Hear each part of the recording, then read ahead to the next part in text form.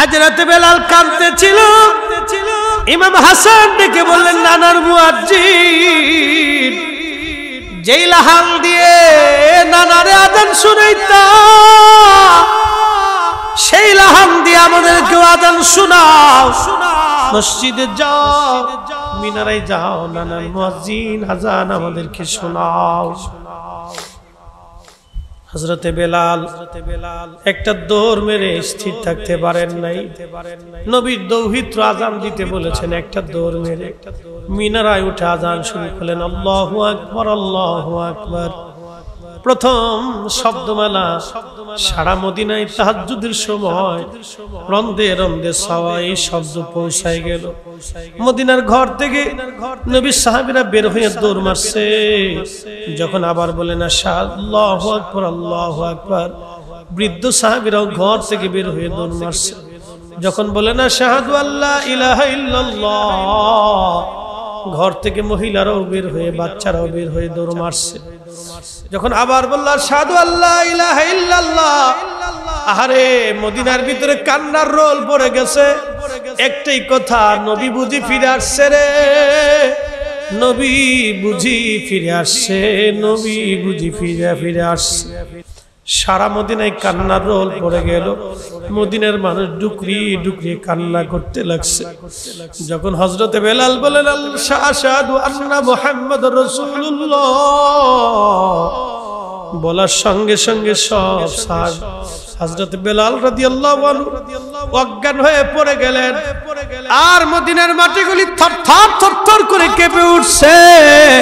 চিৎকার মেরে বলে যাবে কি আল্লাহু আকবার। মদিনার মাটিগুলি থরথর করে কেঁপে উঠছে।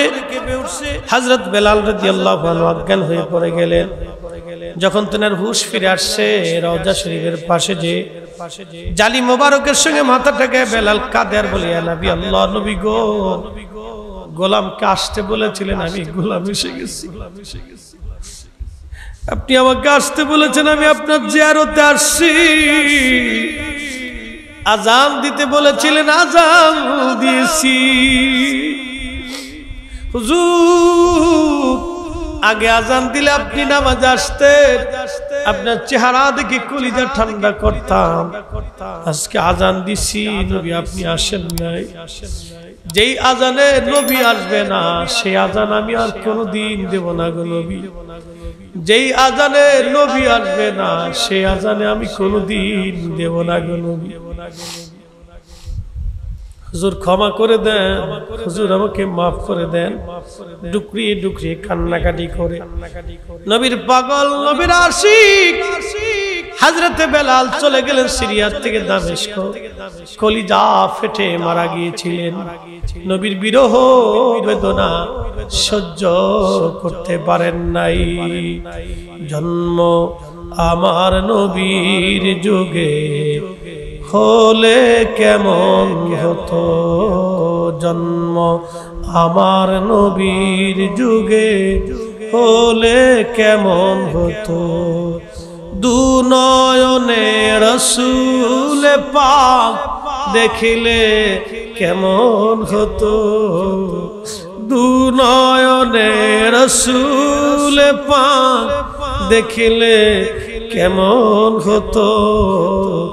জন্ম আমার নবীর যুগে হলে কেমন হতো। আসসালামু আলাইকুম। মুফতি জহিরুল ইসলাম ফরিদী সাহেবের ওয়াজ আপনার কেমন লাগে? ফরিদী সাহেবের ওয়াজ আপনার ভালো?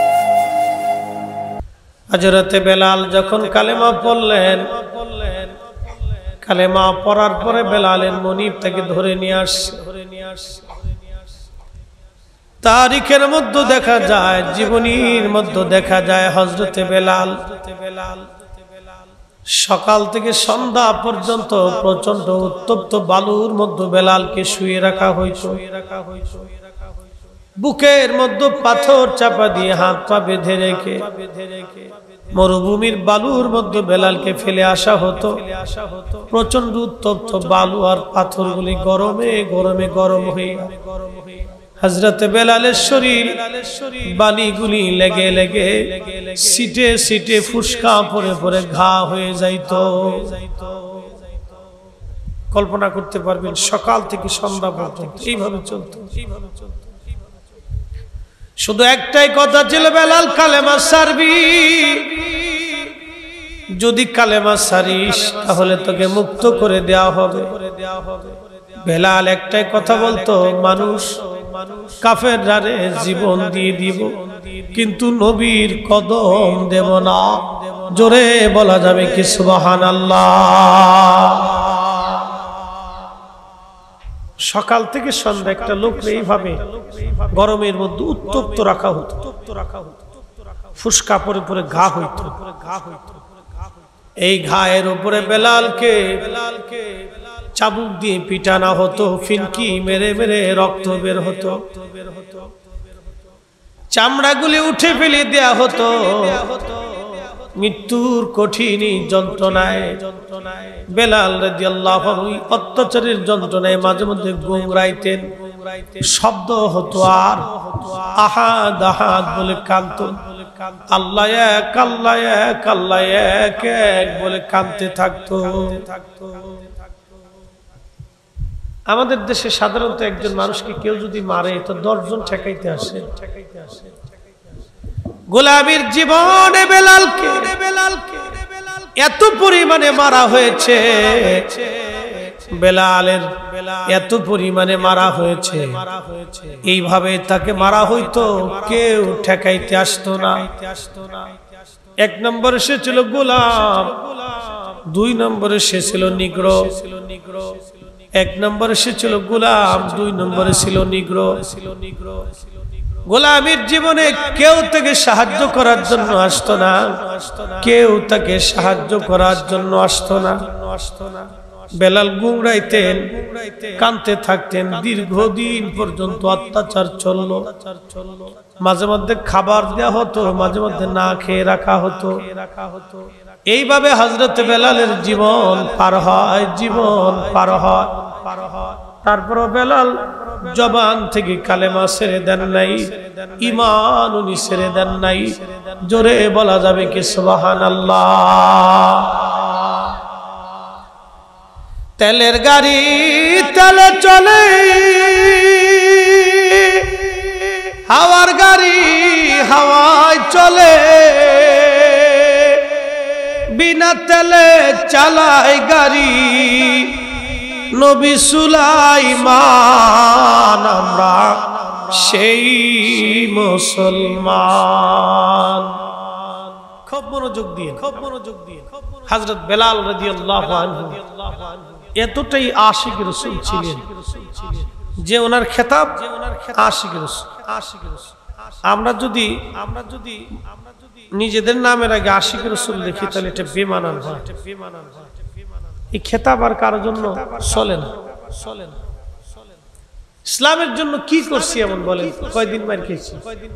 কিচ্ছু করিনি। এই নবীর ইশকের জন্য আমরা কিছুই করিনি। এতটাই নবীকে ভালোবাসতেন যে এক দেখাতে কালেমা পড়ছে। একসাথে বলা যাবে সুবহানাল্লাহ।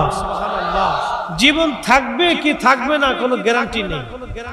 ওনাকে একবারে মেরে ফেলতেন না, ওদের অত্যাচারটা ছিল এত জটিল, ওনাকে একবারে মেরে ফেলতেন। একবারে যদি মেরে ফেলতেন তাহলে তো কোনো কথাই ছিল না। ওনাকে একবারে মেরে ফেলতেন না, সারাদিন গলার মধ্যে রশি বেঁধে হযরত বেলালকে রাস্তার ভিতর দিয়ে পাথরের মধ্যে দিয়ে টানা হতো। একিতে গরমে ফুসকা পড়ে যাইত, পাথরের মধ্যে দিয়ে টানার কারণে আর ঘা হয়ে যাইত। এই ঘায়ের উপরে আবার পিটুনি মারা হতো। গুমরায় গুমরায় বলতেন আহাদ আহাদ আহাদ, আল্লাহ এক আল্লাহ এক আল্লাহ এক। ওরা দেখলো বেলালের জবান বন্ধ হয় না, ওরা লোহার শিককে গরম করে নিয়ে হযরত বেলালের জিহ্বাকে বের করে নিয়ে জিহ্বার ভিতর দিয়ে লোহার শেকগুলি ঢুকাইয়া, আগুনের শেকগুলি ঢুকাইয়া মুখের মধ্যে চাপা দিয়ে ধরে রাখতো। কল্পনা করতে পারবেন একজন মানুষের জীবনে কত কঠিন অবস্থা গেছে, এরপরেও কালেমা ছেড়ে দেন নাই, নবীর কদম ছেড়ে দেন নাই। আল্লাহ কোরআনে বলেন, ইয়া আইয়ুহাল্লাযীনা আমানু, ঈমানদার তোমরা, আমিনু ঈমান আনো, বিল্লাহি আমি আল্লাহর উপরে, ওয়া রাসূলিহি আমার নবীর উপরে। ঈমানদার ঈমান আনো, ঈমানের মতো ঈমান আনো, ঈমানের মতো ঈমান আনো। আমরা মাঝে মধ্যে ঈমান আমাদের দুর্বল হয়ে যায়, মাঝে মধ্যে ঈমান আমাদের দুর্বল হয়ে যায়। হযরত বেলাল নবীর প্রতি ঈমান কখনো তার দুর্বল হয় নাই। কালেমার সাক্ষ্য দিয়েছিলেন কিন্তু দুর্বল হন নাই। পিটুনি খেয়েছেন, মার খেয়েছেন, রক্ত ঝরিয়েছেন, সবকিছু চলে গেছে, কিন্তু তিনি দুর্বল হন নাই।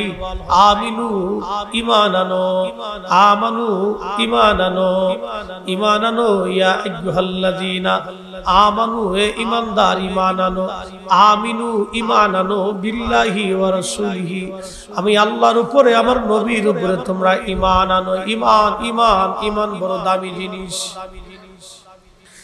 আল্লাহ কোরআনে বললেন, ইন্নাল্লাযীনা আমানু ওয়া আমিলুস সলিহাতি উলাইকা হুম খায়রুল বারিয়া, যারা ঈমান আনছে, ঈমান অনুযায়ী আমল করছে, ঈমান অনুযায়ী যাদের আমল আছে, উলাইকা হুম খায়রুল বারিয়া, সৃষ্টির মধ্যে তারা সেরা।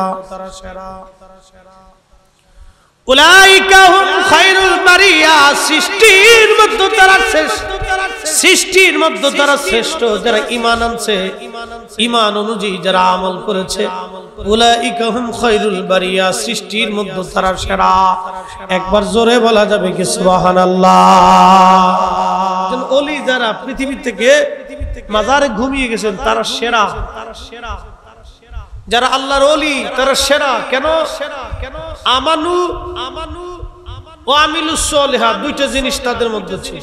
যেমন ঈমান তেমন আমল, যেমন ঈমান তেমন ইয়াকিন, যেমন ঈমান তেমন আমল, দুইটা জিনিস তাদের মধ্যে ছিল। এই দুইটা জিনিস থাকার জন্য উলাইকা হুম খায়রুল বারিয়া, সৃষ্টির মধ্যে তারা শ্রেষ্ঠ হয়েছে। যার কারণে আল্লাহ তাদেরকে এখনো কোটি কোটি মানুষ তাদের মৌমাছির মতো তাদের কাছে যায়। কি কথা কন না কেন? যায় না, যায় না। খাজা মাইনুদ্দিন চিশতির মাজারে হিন্দু, মুসলমান, বৌদ্ধ, খ্রিস্টান সব যায়। কি কথা কন না কেন? কেন যায়? মধু আছে, এই মধু দেখা যায় না, এই মধু ধরা যায় না, এই মধু ছোঁয়া যায় না, এই মধুর স্বাদ জিহ্বা দিয়ে আস্বাদন করা যায় না, এই মধুর স্বাদ হৃদয় দিয়ে আস্বাদন করতে হয়। ঠিক কিনা? ঠিক কিনা? এই মধুর স্বাদ হৃদয় দিয়ে আস্বাদন করে, এটা জিহ্বা দিয়ে হয় না। আউলিয়া কেরামের কাছে যে মধু থাকে, এই মধুটা জিহ্বা দিয়ে আস্বাদন হয় না, এটা অন্তরের হৃদয় দিয়ে আস্বাদন করতে হয়। উলাইকা হুম খায়রুল বারিয়া, সৃষ্টির মধ্যে তারা সেরা। আচ্ছা আপনারা একটা কথা বলেন, জবাব দিবেন তো? বেলাল কি আগে আল্লাহ দেখছে, আগে না আগে নবী দেখছে? জোরে কর, বুঝেন না এখনো? বেলাল কি কালেমা পড়ছে আল্লাহ দেখা না নবী দেখা? জোরে কর, জোরে কর না, আসতে হয়েছে আরো জোরে বলেন, আরো জোরে বলেন। বেলাল কালেমা পড়ছে নবী দেখা, আল্লাহ দেখে না। বেলাল সারা জীবন মার খাইছে, জীবনের এক পার্টে উনি মার খাইতে খাইতে পিঠের চামড়া উঠে গেছে, কালেমা ছাড়ে নাই একটা জিনিস, নবী দেখা।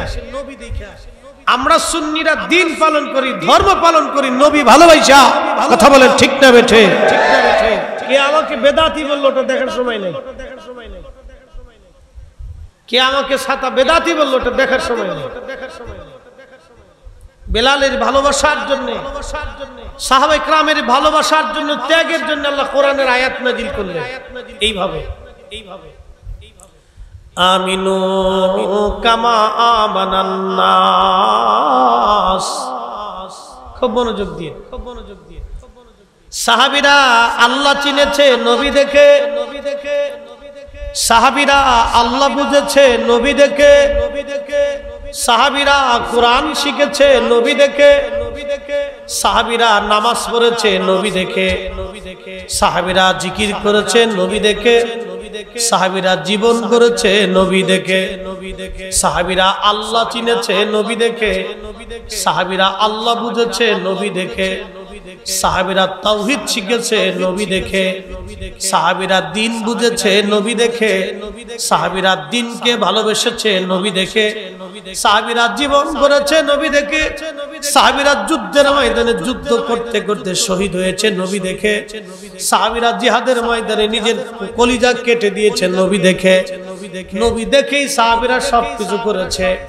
আমরা বর্তমানে যারা আছি নবী দেখি নাই, কিন্তু আমরা কাজ করি নবীকে ভালোবেসে। কথা বলেন ঠিক কিনা? পার্থক্য কিন্তু অনেক বিরাট।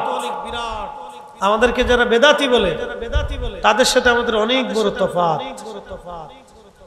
এরা সাহাবীরা আল্লাহ চিনেছে নবী দেখে, এই জন্য আল্লাহ কোরআনে বলছেন মাইয়ুতিইর রাসূল ফাকাদ আতা আল্লাহ। কেউ যদি নবীকে অনুসরণ করলো তাহলে সে জানি আমি আল্লাহকেই অনুসরণ করলো। জোরে বলেন সুবহানাল্লাহ। বেলালের জীবনী আসতেছি, একটু বুঝাই দিয়ে যাই। বেলাল মার খাইলেন, এরপরেও হযরত বেলাল কালেমা ছাড়েন নাই, কারণ হযরত বেলাল নবী দেখে আল্লাহ চিনেছে। এই জন্য ঈমান এমন পরিমাণে হৃদয়ের মধ্যে আসছে, পিঠের চামড়া চলে গেছে, এরপরেও বলে না কালেমা ছাড়ব না। গোশত উঠিয়ে ফেলে দেওয়া হয়েছে, এরপরেও বলে না কালেমা ছাড়ব না। ক্ষুধার যন্ত্রণা দেওয়া হয়েছে, এরপরেও না কালেমা ছাড়ব না। জিহ্বা টেনে লোহা দিয়ে শিক করে ফোঁটা করে দেওয়া হয়েছে, এরপরেও বলে না কালেমা ছাড়ব না। মারতে মারতে মারতে মারতে শরীরের চামড়াগুলি উঠে উঠে গা হয়ে আহা ফিনকি মেরে মেরে রক্ত পড়ত, এরপরেও বেলাল কালেমা ছাড়তো না। একটাই নবী দেখে আল্লাহ চিনেছে, নবী দেখে আল্লাহ বুঝেছে, নবী দেখে কালেমা পড়েছে। নবী দেখার স্বাদ এত মজা, নবীর প্রেম এত মজা যে পিঠের চামড়া দিছে, নবীর মজা সে ছাড়ে নাই। গোশত দিয়েছে কিন্তু প্রেমের মজা ছাড়ে নাই। জীবনের রক্ত দিয়েছে, নবীর প্রেমের মজা ছাড়ে নাই। হযরত বেলাল জীবনের চামড়া দিয়েছে, নবী প্রেমের মজা ছাড়ে নাই। গোশতের রক্ত পড়ে গিয়েছে, নবী প্রেমের মজা ছাড়ে নাই। জিহ্বা ফুটা হয়ে গেছে, নবী প্রেমের মজা ছাড়ে নাই। নিজের ক্ষুধা যন্ত্রণা ভোগ করেছে, নবী প্রেমের মজা ছাড়ে নাই। আমরা সুন্নিরাও আমাদেরকে বেদাতি বলবে, গালি দিবে, আমরাও নবী প্রেমের মজা ছাড়ব না। ঠিক কিনা?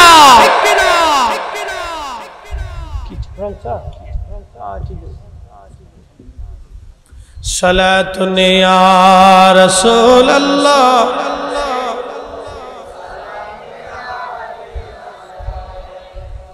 সালাতুন ইয়া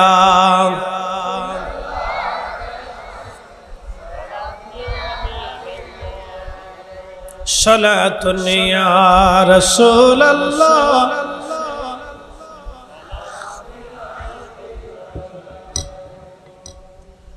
খুবই মনোযোগ। হযরত বেলাল রাদিয়াল্লাহু আনহু এই প্রেমের মজা, এই মজাটা আমরা আপনাদেরকে বুঝাইতে পারবো না।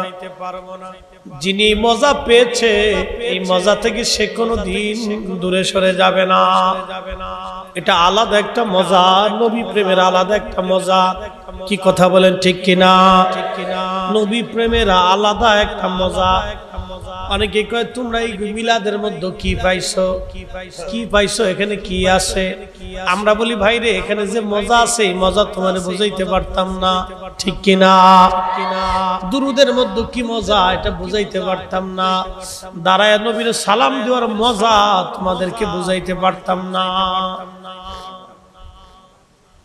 হযরত বেলাল রাদিয়াল্লাহু তাআলা আনহু মক্কি জীবনে হযরত আবু বকর সিদ্দিক দেখে সহ্য করতে পারলেন না। একদিন বলেন হুজুর বেলালের কষ্টটা বড়ই মর্মান্তিক, এইভাবে তাকে অত্যাচার করা হয়। ইয়া নবী আল্লাহ, আপনি যদি হুকুম দেন বেলালকে আমি দাসত্ব থেকে মুক্ত করে দেব। আল্লাহর নবী অনুমতি দেওয়ার পরে হযরত আবু বকর সিদ্দিক রাদিয়াল্লাহু আনহু অনেক টাকা দিয়ে উমাইয়ার কাছ থেকে বেলালকে কিনে নিয়ে আসলেন। কিনে আনার পরে হযরত আবু বকর রাদিয়াল্লাহু আনহু বেলালকে আজাদ করে দিলেন, মুক্ত করে দিলেন। মুক্ত করে দেওয়ার পরে হযরত বেলাল নবীজির সঙ্গে হিজরত করে মক্কা থেকে মদিনায় চলে আসলেন। মদিনাতে আসার পরে মদিনাতে আযান প্রবর্তন হলো। আল্লাহর নবী ডাক দিলেন, বেলাল কোথায় তুমি? লাব্বাইক ইয়া নবী আল্লাহ। যাও মিনারায় যাও, আযান দাও, তুমি আজকে থেকে এই মসজিদের মুয়াজ্জিন। জোরে বলেন মারহাবা।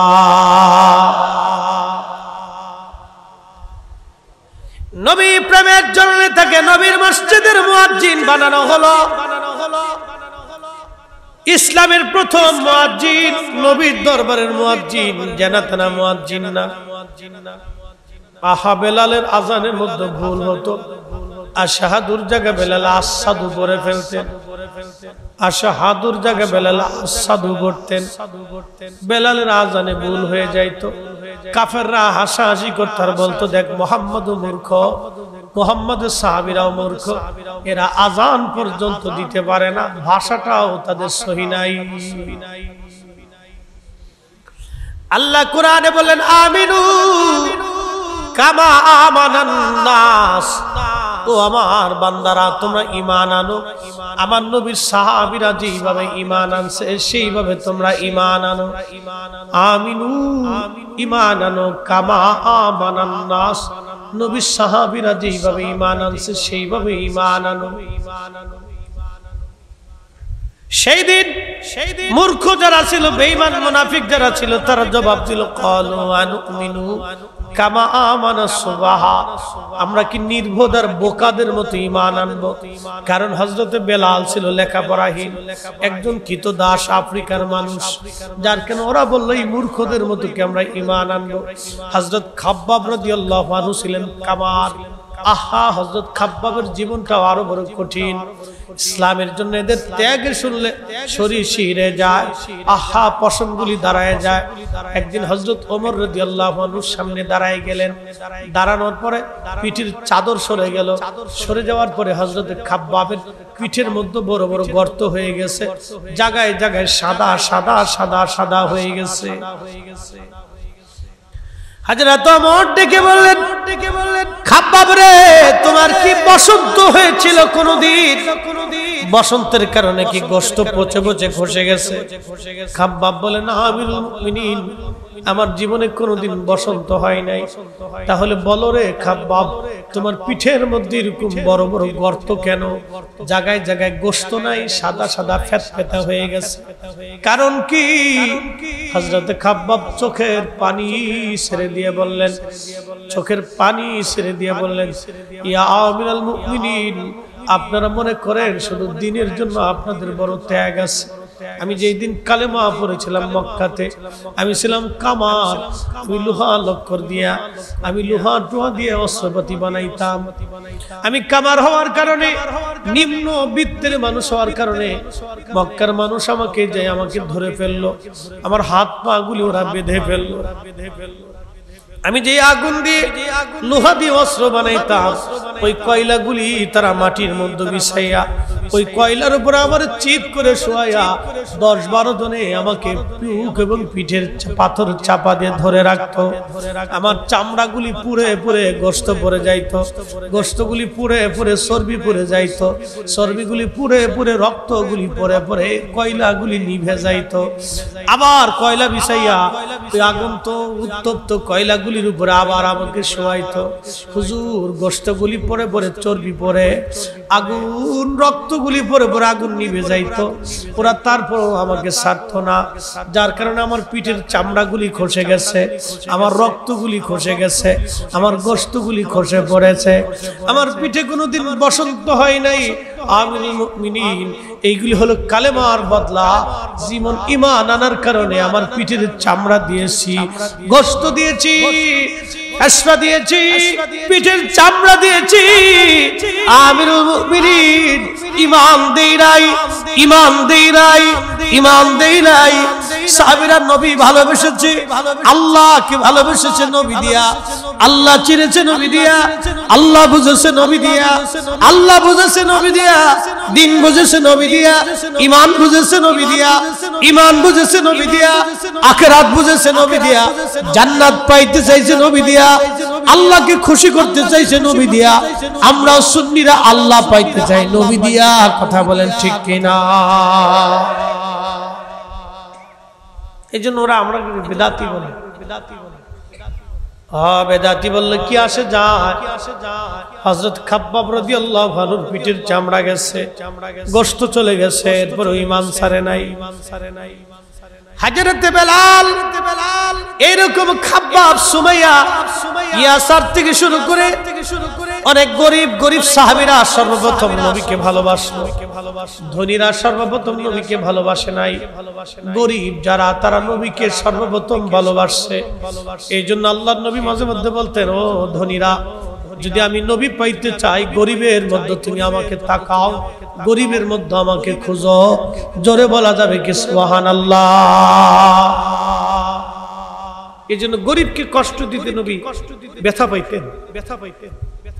আহা, গরিবরা সর্বপ্রথম নবীকে ভালোবাসে। ফার্স্ট দরিদ্র, অশিক্ষিত, বর্বর, কোন লেখাপড়া নাই, কিতো দাস, এরা নবীকে আগে ভালোবাসে। এরা নবীর জন্য পিঠের চামড়া দিয়ে দিছে, নবী দেয় নাই, পিঠের চামড়া দিয়ে দিছে, গোশত দিয়ে দিছে গরিবরা। সুমাইয়া রাদিয়াল্লাহু আনহার গুপ্তাঙ্গে বর্ষা মেরে মেরে, উনি দাসী ছিলেন, নিষ্ঠুর নির্মম বর্ষা মেরে মেরে নির্মম ভাবে তাকে শহীদ করা হয়েছিল। শুনলে শরীরের পশমগুলি দাঁড়িয়ে যায়, কত নির্মম অত্যাচার সেই দিন করা হয়েছিল। সেজন্য আল্লাহ রাসূল গরিবদেরকে বেশি ভালোবাসতেন। বলতেন, আমার উম্মত গরিব, হে রব, আমার গরিব উম্মতকে যারা ভালোবাসে আমি নবী তাদেরকে ভালোবাসি। একসাথে ভাই বলা যাবে না সুবহানাল্লাহ? আমরা যারা ধনী আছি সাবধান, কখনো যেন আমার অহংকার অহমিকা না আসে। এই মাসালাটা সারা জীবন মনে রাখবেন, সারা জীবনের জন্য মনে রাখবেন।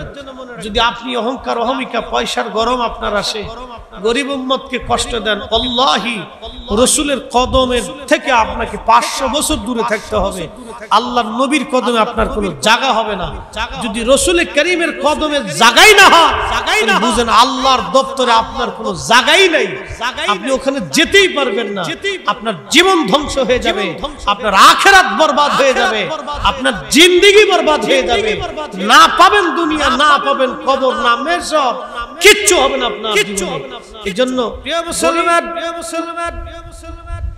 হযরত বেলাল রাদিয়াল্লাহু আনহু মসজিদের মুয়াজ্জিন হয়ে গেলেন। আজানে ভুল হয়, কাফেররা বারবার সমালোচনা করে মুহাম্মদ মূর্খ, মুহাম্মাদের অনুসারী মূর্খ, নাউজুবিল্লাহি মিন যালিক। নবীকে গালিগালাজ করত, সাহাবীদেরকে তারা গালিগালাজ করত।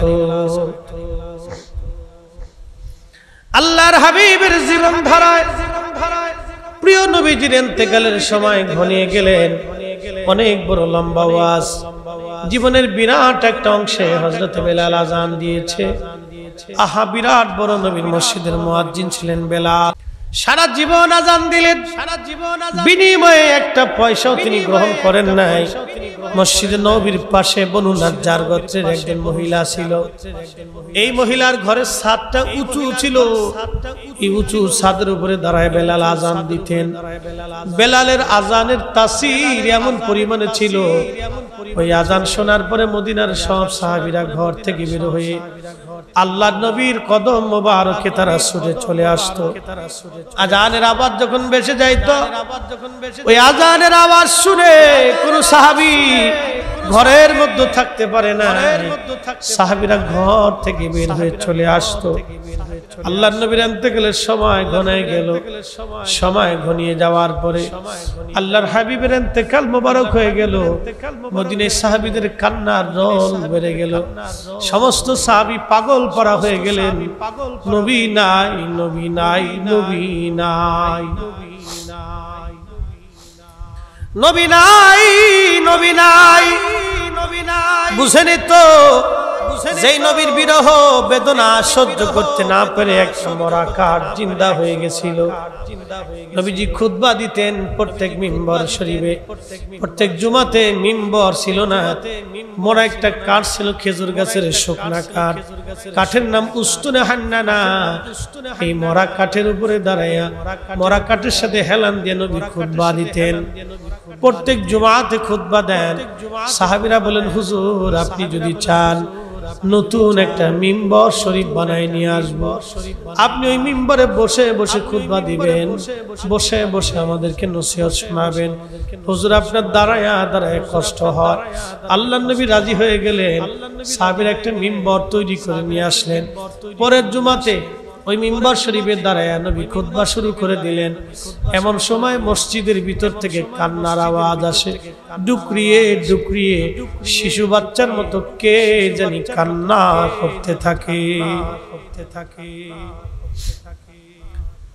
সাহাবীরা কে জানি কান্না করে। মসজিদে নববীর ভিতরে একজন আর একজনের চেহারার দিকে তাকায়।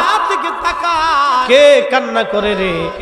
একজন আর একজনের চেহারার দিকে তাকায় দেখে, আহা কেউ তো কান্না করে না, তাহলে কে কান্না করে? তাকায় দেখলো মিম্বরের দিক থেকে কান্নার আওয়াজ আসে। নবীজি খুতবা বন্ধ করে দিলেন। খুতবা বন্ধ করার পরে আল্লাহর হাবিব তাকিয়ে দেখলেন মরা কাঠ, খেজুর গাছের শুকনো কাঠের জীবন এসে গেছে। খেজুর গাছের শুকনো কাঠের জীবন এসে গেল। ওই জীবন এসে নবীজির পিছনে দাঁড়িয়ে দাঁড়িয়ে ডুকরিয়ে ডুকরিয়ে ফুফায়ে ফুফায়ে কাঁদতেছে। নবীজি বুকের মধ্যে জড়িয়ে ধরে বলেন, উস্তাদ হান্নানা কি জন্য তুমি কান্না করো? খেজুর গাছের শুধু কান্নায় আসে নাই, জবান আল্লাহ খুলে দিলেন। খেজুর গাছের মরা কাঠ জিন্দা হয়ে কথা বলা শুরু করলো। বলে, হুজুর আমি কান্না করি, আপনি নবীর বিরহ বেদনা সহ্য করতে না পারে আমি কান্না করতেছি। চিৎকার মেরে বলা যাবে কি, ইয়া রাসূলুল্লাহ তুমি মোদের আশার আলো, তাই তো তোমায় বাসি ভালো। তুমি মোদের আশার আলো, তাই তো তোমায় বাসি ভালো। হৃদয় নামের ফুলদানিতে, হৃদয় নামের ফুলদানিতে গেথে রেখেছি প্রেমের মালা। ইয়া রাসূলুল্লাহ ইয়া। সারা জীবন আযান দিলেন, বিনিময়ে একটা পয়সাও তিনি গ্রহণ করেন নাই। মসজিদে নববীর পাশে বনু নাজ্জার গোত্রের একজন মহিলা ছিল। এই মহিলার ঘরের ছাদটা উঁচু ছিল। এই উঁচু ছাদের উপরে দাঁড়ায় বেলাল আযান দিতেন। বেলালের আযানের তাসির এমন পরিমাণে ছিল, ওই আযান শোনার পরে মদিনার সব সাহাবীরা ঘর থেকে বের হয়ে আল্লাহর নবীর কদম মোবারকে তারা ছুটে চলে আসতো। আযানের আওয়াজ যখন বেজে যাইতো, ওই আযানের আওয়াজ শুনে কোন সাহাবী ঘরের মধ্যে থাকতে পারে না। সাহাবীরা ঘর থেকে বের হয়ে চলে আসতো। আল্লাহর নবীর ইন্তেকালের সময় ঘনায় গেল। সময় ঘনিয়ে যাওয়ার পরে আল্লাহর হাবিবের ইন্তেকাল মোবারক হয়ে গেল। মদিনায় সাহাবীদের কান্নার রোল বেড়ে গেল। সমস্ত সাহাবী পাগল পারা হয়ে গেলেন, নবী নাই, নবী নাই, নবী নাই, নবী নাই, নবী নাই। বুঝেনি তো যেই নবীর বিরহ বেদনা সহ্য করতে না পেরে একটা মরা কাঠ জিন্দা হয়ে গেছিল। নবীজি খুতবা দিতেন প্রত্যেক মিম্বর শরীফে। প্রত্যেক জুমাতে মিম্বর ছিল না, মরা একটা কাঠ ছিল, খেজুর গাছের শুকনা কাঠ, কাঠের নাম উস্তুনে হান্নানা। এই মরা কাঠের উপরে দাঁড়াইয়া মরা কাঠের সাথে হেলান দিয়ে নবী খুতবা দিতেন। প্রত্যেক জুমাতে খুতবা দেন। সাহাবীরা বলেন, হুজুর আপনি যদি চান নতুন একটা মিম্বর শরীফ বানাই নিয়ে আসবো, আপনি ওই মিম্বরে বসে বসে খুতবা দিবেন, বসে বসে আমাদেরকে নসিহত শোনাবেন। হুজুর আপনার দাঁড়ায় দাঁড়ায় কষ্ট হয়। আল্লাহর নবী রাজি হয়ে গেলেন। সাহাবীরা একটা মিম্বর তৈরি করে নিয়ে আসলেন। পরের জুমাতে ওই মিম্বার শরীফের দাঁড়ায় নবী খুতবা শুরু করে দিলেন। এমন সময় মসজিদের ভিতর থেকে কান্নার আওয়াজ আসে, ডুকরিয়ে ডুকরিয়ে শিশু বাচ্চার মতো কে জানি কান্না করতে থাকে। সাহাবীরা কে জানি কান্না করে। মসজিদে নববীর ভিতরে একজন আর একজনের চেহারার দিকে তাকায়, কে কান্না করে রে? একজন আর একজনের চেহারার দিকে তাকায় দেখে, আহা কেউ তো কান্না করে না, তাহলে কে কান্না করে? তাকায় দেখলো মিম্বরের দিক থেকে কান্নার আওয়াজ আসে। নবীজি খুতবা বন্ধ করে দিলেন। খুতবা বন্ধ করার পরে আল্লাহর হাবিব তাকে দেখলেন মরা কাঠ, খেজুর গাছের শুকনো কাঠের জীবন এসে গেছে। খেজুর গাছের শুকনো কাঠের জীবন এসে গেল। ওই জীবন এসে নবীজির পিছনে দাঁড়িয়ে দাঁড়িয়ে ডুকরিয়ে ডুকরিয়ে ফুফায় ফুফায় কাঁদতেছে। নবীজি বুকের মধ্যে জড়িয়ে ধরে বলেন, উস্তাদে হান্নানা, কি জন্য তুমি কান্না করো? খেজুর গাছের শুধু কান্নায় আসে নাই, জবান আল্লাহ খুলে দিলেন। খেজুর গাছের মরা কাঠ জিন্দা হয়ে কথা বলা শুরু করলো। বলে, হুজুর আমি কান্না করি, আপনি নবীর বিরহ বেদনা সহ্য করতে না পারে আমি কান্না করতেছি।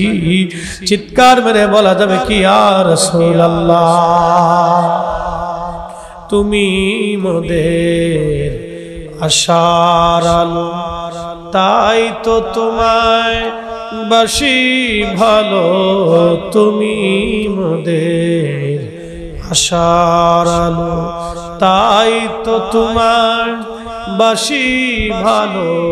হৃদয় নামের ফুলদানিতে, হৃদয় নামের ফুলদানিতে গেথে রেখেছি প্রেমের মালা। ইয়া রাসূলুল্লাহ ইয়া হাবিবাল্লাহ, ইয়া রাসূলুল্লাহ ইয়া হাবিবাল্লাহ, ইয়া রাসূলুল্লাহ। একটা মরা কাঠের জীবন এসে গেল। জীবন জীবন জীবন কল্পনা করতে পারবেন, একটা মরা কাঠ, খেজুর গাছের শুকনা কাঠ, মাটির মধ্যে খুঁটি হিসেবে গাড়া ছিল। নবীজির সোহবতে লাগার কারণে খুঁটির মধ্যে জীবন এসে গেল। জীবন কথা বলা শুরু করলো। শুধু কথাই বলে নাই, তার বিবেক তৈরি হয়ে গেল। আহা, একটা মরা কাঠ জিন্দা হয়ে গেল। শুধু জিন্দাই হলো না, মরা কাঠের জবান খুলে গেল। শুধু জবানই খুললো না, মরা কাঠের বিবেক তৈরি হয়ে গেল। একসাথে বলে জোরে বলা যাবে কি আল্লাহু আকবার? চিৎকার মেরে বলা যাবে কি ইয়া রাসূলুল্লাহ? একটা মরা কাঠের জীবন তৈরি হয়ে গেল। শুধু জীবন হলো না, তার বিবেক তৈরি হলো। শুধু বিবেক তৈরি হলো না, তার জবান তৈরি হয়ে গেল। জবান দিয়ে বলে, হুজুর আপনার বিরহ বেদনা সহ্য করতে না পেরে কাঁদতেছি। আল্লাহর নবী ডাক দিয়ে বলেন, উস্তাদে হান্নানা রে, তোমার কান্না কি বন্ধ হবে না? বলে, হ্যাঁ ইয়া নবী আল্লাহ, আমার কান্না বন্ধ হবে। নবী গো, কান্না বন্ধ হয়ে যাবে, তবে একটা শর্ত, একটা আশা আপনি নবীর কদম মোবারকে, ও নবীজি আপনি ওয়াদা করে যান, কিয়ামতের ময়দানে জান্নাতে যাওয়ার সময় আপনি আমারে ছাড়া জান্নাতে যাবেন না। একবার জোরে বলা যাবে কি আল্লাহু আকবার? এই আসতে বললেন কেন? জোরে বলেন, আরো জোরে বলেন। যারা বলেন নবী মুহাম্মদের ক্ষমতা নাই, ওরাই বেদাতি। এই কথা বলেন, এই কথা বলেন। যারা বলেন নবী মুহাম্মদের ক্ষমতা নাই, ওরা কি? জোরে বলেন, জোরে বলেন। ওরা বেদাতি, আমরা বেদাতি না, ওরা বেদাতি। ওরা বেদাতি। কে বলছে আমরা বেদাতি? কে বলছে আমরা বেদাতি? কে বলছে আমরা বেদাতি? একটা মরা কাঠ জিন্দা হয়ে নবীর দরবারে আশা করতেছে। শুধু জিন্দা হয় নাই, জবান হইছে। শুধু জবান হয় নাই, বিবেক তৈরি হয়েছে, জ্ঞান তৈরি হয়েছে। কারণ কি? আল্লাহ রসুলের সোহবত, রসুল কারীমের সোহবত, পিঠের অংশ নবীজি তার সাথে একটু হেলান দিছিলেন। নবীর হেলান পাইয়া, সোহবত পাইয়া একটা মরা কাঠের জীবন তৈরি হয়ে গেল। শুধু জীবনী আসলো না, তার বিবেক তৈরি হলো, জ্ঞান আসলো। শুধু জ্ঞান আসে নাই, জ্ঞানটাও নজদির মতো আসে নাই, জ্ঞান আসছে নবীর আশেকদের মতো। একসাথে ভাই বলা যাবে না সুবহানাল্লাহ? বন্ধুগণ, যুবকেরা জানি ওরা হযরত বেলালের জীবনী দিয়েছে আমাকে। বেলালের জীবনী ওরা শুনতে চায়। আমি ছোট্ট করে ঘটনাটা বলে দিয়ে যাব। আল্লাহর নবীর ইন্তেকাল মোবারক হয়ে গেল, সাহাবায়ে কেরাম বিমর্ষ হয়ে গেলেন, হযরত বেলাল বেশি পাগল পারা হয়ে গেলেন। কারণ কি? এই জন্যই 5 ওয়াক্ত আযান দিতেন, আর আল্লাহর নবী 5 ওয়াক্ত নামাজে আসতেন। বেলাল ওই আযানে নামাজে নবী 5 বার দেখতেন, নবীর দর্শে বসতেন, নবীর কাছে কাছে বসে থাকতেন। পাগল পারা হয়ে গেলেন বেলাল। আহা, একটা মরা কাঠ যদি নবীর জন্য পাগল হয়, তাহলে বুঝেনি তো একজন সাহাবীর হালত কি হতে পারে। একটা মরা কাঠ পাগলের মতো হয়ে গেল। পাগল হয়ে তার বিবেক তৈরি হলো, জীবন তৈরি হলো। এই মরা কাঠ বলে, হুজুর আপনি আমাকে জান্নাতে নিয়ে যাবেন, ওয়াদা করে দেন। আহা, নবীজি বললেন সাহাবীরা যাও, আমি ওকে নিয়ে জান্নাতে চলে যাব। আমার মিম্বর শরীফের নিচে তাকে দাফন করে রাখো। কিয়ামতের মাঠে আমি আমার উস্তুনে হান্নানকে নিয়ে জান্নাতে যাব। যেই মিম্বরের দ্বারায় নবী খুতবা দিতেন, ওই মিম্বরের নিচে এখনো সেই কাঠ পুঁতে রাখা আছে। একবার জোরে বলা যাবে কি সুবহানাল্লাহ?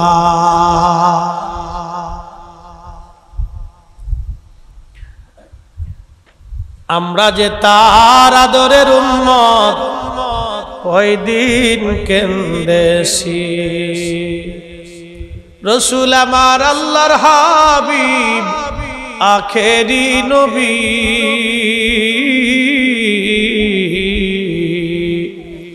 আমরা যে তার আদরের উম্মত, উম্মতের করলাম কি? আমরা যে তার আদরের উম্মত, কয়দিন কেন্দেছি। ছোট্ট একটু গাঠুরি বেঁধে বেলাল নবীর মসজিদের সামনে দাঁড়ানো। আবু বকর ডাক দে বলে, বেলাল রে, কি জন্য তুমি দাঁড়াইছো? গাঠুরি কেন রে বেলাল? বলে, হুজুর বিদায় দেন, আর মদিনায় আমি থাকবো না, সিরিয়াতে আমি চলে যাব। কি জন্য রে বেলাল? হুজুর আমি মদিনায় থাকতে পারবো না। বেলাল বলো, কিসের অভাব? কে তোমাকে মারছে? কেউ কি তোমাকে গালমন্দ করেছে? যদি বলো বাইতুল মাল থেকে মাসিক বেতন ধার্য করে দেব। বেলাল বলেন, আবু বকর টাকার অভাব না, কেউ আমাকে গালিও দেয় নাই, তবে এই মদিনায় থাকা আমার পক্ষে সম্ভব না। কেন বলবি নি? তোর কিসের অভাব?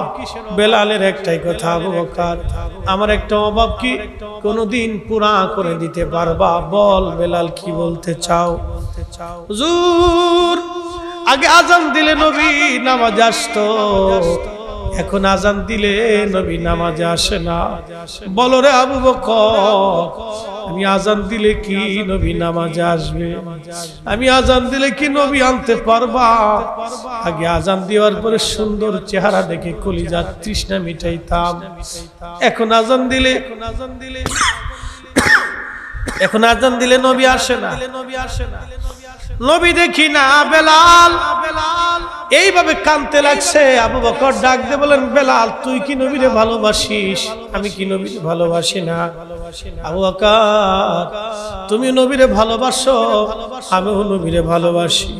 তোমরা নবীর রওজা শরীফ দেখলে সহ্য করতে পারো, আমি বেলাল যখন নবীজি রওজা শরীফের দিকে তাকাই আমার কলিজা ফেটে আসে, আমি সহ্য করতে পারি না, আমি পাগলের মতো হয়ে যাই। আবু বকর বিদায় দাও, আর মদিনাতে আমি থাকবো না। হযরত বেলাল রওনা হয়ে গেলেন, চলে গেলেন সিরিয়াতে। বহুদিন পরে নবীজি স্বপ্ন দেখায়, কিরে বেলাল কেমন জুলুম তুমি আমার সঙ্গে শুরু করছো? বেলাল রে কতদিন হলো তুমি আমার জিয়ারতে আসো না? বেলাল আয়, কতদিন হলো তোমার কণ্ঠের আজান আমি শুনি না। বেলাল রে আয়, আমি নবীর আজান শোনাইয়া যাও। সিরিয়া থেকে বেলাল পাগলের মতো দৌড় মারছে। দৌড়াইয়া দৌড়াইয়া পাগলের মতো বেলাল মসজিদে নববীতে আসছে। তখন তাহাজ্জুদের সময়। প্রিয় নবীজির রওজা শরীফ কাঠের জালি মুবারক দিয়ে ঘিরে রাখা ছিল। ওই জালির পাশে বসে জালি মুবারকের সঙ্গে মাথা ঠেকাইয়া বেলাল ডুকরিয়ে ডুকরিয়ে কাঁদে আর বলে, হুজুর গোলামকে আসতে বলেছিলেন, গোলাম আসছে। নবী গো আজান দিতে বলেছেন, আমি আগে আজান দিলে আপনি নবী নামাজ আসতেন, এখন আজান দিলে কি আপনি নবী নামাজ আসবেন? হুজুর যেই আজান দিলে নবী নামাজ আসবে না সেই আজান আমি বেলাল দিব না। নবী বলেন আপনি আসবেন, আমি বেলাল আজান দিব। ডুকরিয়ে ডুকরিয়ে কাঁদতেছিলেন। নতুন মুয়াজ্জিন আসে তাহাজ্জুদের আজান দেওয়ার জন্য। আইসে দেখলেন নবীর মুয়াজ্জিন বসে বসে কান্দে। ডাক দেয়া বলে, মদিনাবাসী শুনছ, নবীর মুয়াজ্জিন এসে গেছে, আসো। নবীর মুয়াজ্জিন এসে গেছে, আসো। সারা মদিনায় থেকে সাহাবীরা দৌড়ে আসছে। বেলাল বুঝি ফিরে আসছে। সাহাবীরা দৌড়ে এসে দেখেন হযরত বেলাল বসে বসে কাঁদতেছে। সাহাবীরা এসে বললেন, বেলাল আজান দাও, কতদিন হলো তোমার কণ্ঠের আজান শুনি না। পুরা মসজিদ সাহাবীদের ভরে গেল। হযরত বেলাল একটাই কথা, সাহাবীরা রে আমি আজান দিলে আগে নবী নামাজে আসতো, বলো এখন আজান দিলে কি নবী নামাজে আসবে? বলো আমি আজান দিলে কি নবী আনতে পারবা? বলো। পাগলের মতো হয়ে গেছে সাহাবেরা। এই কথা শোনার পরে সব সাহাবী ডুকরিয়ে ডুকরিয়ে ফুফিয়ে ফুফিয়ে কেঁদে ফেলতেছে। মসজিদ নববীর মধ্যে কান্নার রোল পড়ে গেল। সালমান ফারসি দেখে বলে, নবীর সাহাবীরা রে বেলাল আজকে আজান দিবে না, যাও ফাতেমার ঘরে হাসান আর হুসাইন আসেনি, হাসান আর হুসাইন যে নিয়ে আসো। হাসান হুসাইন বললে বেলাল আজান দিবে। আহারে সাহাবীরা দৌড়ায় গেলেন ফাতেমার বাড়ি, 7 নম্বর গেট, বাবু সালাম বরাবর সে বাড়িটা দেখা যায়। দৌড়ায় যাইয়া ফাতেমার ঘরে গেলেন। হযরতে ফাতেমার ঘরে যাওয়ার পরে হাসান আর হুসাইনকে নিয়ে আসলেন। হাসান হুসাইন দেখতে নবীর মতো দেখা যাইতো, নানা চেহারা পাইছিলেন দুইজনে, দেখতে নবীর মতো দেখা যাইতো। বেলাল ছিলেন নবীর রওজার পাশে। হাসান আর হুসাইন ছোট্ট দুই ভাইকে দেখে বেলাল উঠে দৌড়ায় এসে একবার ইমাম হাসানের বুকের মধ্যে মাথা ঠেকায় কাঁদে, আবার ইমাম হুসাইনের বুকের মধ্যে মাথা ঠেকায় কাঁদতেছিল। হযরত বেলাল কাঁদতেছিল। ইমাম হাসান ডেকে বললেন, নানার মুয়াজ্জিন যেই লাহান দিয়ে নানারে আজান শুনাইতা, সেই লাহান দিয়ে আমাদেরকে আজান শোনাও। মসজিদে যাও, মিনারে যাও, নানার মুয়াজ্জিন আজান আমাদেরকে শোনাও। হযরতে বেলাল একটা দৌড় মেরে স্থির থাকতে পারেন নাই। নবীর দৌহিত্র আজান দিতে বলেছেন, একটা দৌড় মেরে মিনারায় উঠে আজান শুরু করলেন, আল্লাহু আকবার, আল্লাহু আকবার। প্রথম শব্দমালা সারা মদিনায় তাহাজ্জুদের সময় রন্দে রন্দে সওয়াই শব্দ পৌঁছায় গেল। মদিনার ঘর থেকে নবীর সাহাবীরা বের হয়ে দৌড় মারছে। যখন আবার বলেন আল্লাহু আকবার, আল্লাহু আকবার, বৃদ্ধ সাহাবীরাও ঘর থেকে বের হয়ে দৌড় মারছে। যখন বলেন আশহাদু আল্লা ইলাহা ইল্লাল্লাহ, ঘর থেকে মহিলারাও বের হয়ে, বাচ্চারাও বের হয়ে দৌড় মারছে। যখন আবার বলল আশহাদু আল্লা ইলাহা ইল্লাল্লাহ, আহারে মদিনার ভিতরে কান্নার রোল পড়ে গেছে। একটাই কথা, নবী বুঝি ফিরে আসছে রে, নবী বুঝি ফিরে আসছে, নবী বুঝি ফিরে আসছে। সারা মদিনায় কান্নার রোল পড়ে গেল। মদিনার মানুষ ডুকরি ডুকরি কান্না করতে লাগছে। যখন হযরতে বেলাল বলেন আশহাদু আন্না মুহাম্মাদুর রাসূলুল্লাহ, বলার সঙ্গে সঙ্গে সব সাহাবী হযরতে বেলাল রাদিয়াল্লাহু আনহু অজ্ঞান হয়ে পড়ে গেলেন। আর মদিনার মাটিগুলি থরথর থরথর করে কেঁপে উঠছে। চিৎকার মেরে বলে যাবে কি আল্লাহু আকবার। মদিনার মাটিগুলি থরথর করে কেঁপে উঠছে। হযরত বেলাল রাদিয়াল্লাহু আনহু অজ্ঞান হয়ে পড়ে গেলেন। যখন তেনার হুঁশ ফিরে আসছে, রওজা শরীফের পাশে যে জালি মোবারকের সঙ্গে মাথাটাকে বেলাল কাঁদে আর বলে, ইয়া নবী আল্লাহ, নবী গো, গোলামকে আসতে বলেছিলেন, আমি গোলাম এসে গেছি। আপনি আমাকে আসতে বলেছেন, আমি আপনার জিয়ারতে আসছি। আজান দিতে বলেছিলেন, আজান দিয়েছি। হুজুর, আগে আজান দিলে আপনি নামাজে আসতেন, আপনার চেহারা দেখে কলিজা ঠান্ডা করতাম। আজকে আজান দিছি, নবী আপনি আসেন নাই। যেই আজানে নবী আসবে না, সেই আজান আমি আর কোনোদিন দেব না গো নবী। যেই আজানে নবী আসবে না, সেই আজানে আমি কোনোদিন দেব না গো নবী। হুজুর ক্ষমা করে দেন, হুজুর আমাকে মাফ করে দেন। ডুকরিয়ে ডুকরিয়ে কান্নাকাটি করে নবীর পাগল, নবীর আশিক হযরতে বেলাল চলে গেলেন সিরিয়ার থেকে দামেস্ক। কলিজা ফেটে মারা গিয়েছিলেন। নবীর বিরহ বেদনা সহ্য করতে পারেন নাই। জন্ম আমার নবীর যুগে হলে কেমন হতো, জন্ম আমার নবীর যুগে হলে কেমন হতো। দু নয়নে রাসূল পাক দেখিলে কেমন হতো, দু নয়নে রাসূল পাক দেখিলে কেমন হতো। জন্ম আমার নবীর যুগে হলে কেমন হতো। হযরতে বেলালের মধুর আযান আসতো বেশে, হযরতে বেলালের মধুর আযান। যেই আজানে ছিল এমন প্রেম মুগ্ধ রহমান, দয়াল নবীর পিছে নামাজ পড়লে কেমন হতো। জন্ম আমার নবীর যুগে হলে কেমন হতো। দু নয়নে রাসূল পাক দেখিলে কেমন হতো, দু নয়নে রাসূল পাক দেখলে কেমন হতো। জন্ম আমার নবীর যুগে হলে কেমন হতো।